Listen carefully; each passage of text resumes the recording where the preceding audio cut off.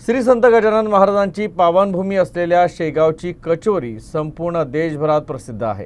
शेगावात दर्शनासाठी येणारा प्रत्येक भाविक इथली कचोरी खाल्ल्याशिवाय परत जात नाही।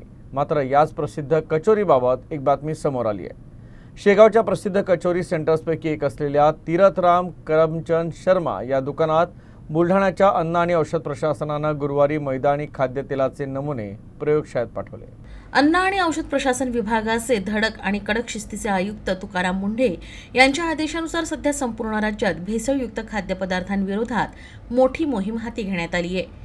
याच मोहिमेचा भाग म्हणून शेगावातील या नामांकित कचोरी सेंटरवर ही कारवाई करण्यात आल्याची चर्चा कालपासून रंगते आहे। मात्र दर 6 महिन्यात अन्न आणि औषध प्रशासनाकडून इथं तपासणी केली जाते आणि नमुने देखील घेतले जातात। त्याचप्रकारे गुरुवारी देखील नमुने घेण्यात आले। शेगावच्या या प्रसिद्ध दुकानात कचोरी कशी बनवली जाते, यासाठी कोणत्या दर्जाचा कच्चा माल वापरला जातो, ग्राहकांच्या आरोग्याची काळजी घेतली जाते की नाही हे तपासण्यासाठी अन्न आणि औषध प्रशासनाचे निरीक्षक गुलाबसिंग वसावे यांच्या नेतृत्वातील पथकानं ही कारवाई केली आहे। या कारवाई दरम्यान पथकानं कचोरी बनवण्यासाठी वापरण्यात येणारं तेल, मैदा, मसाले आणि इतर कच्च्या मालाचे नमुने गोळा केले। हे सर्व नमुने आता प्रयोगशाळेत तपासणीसाठी पाठवण्यात आले आहेत।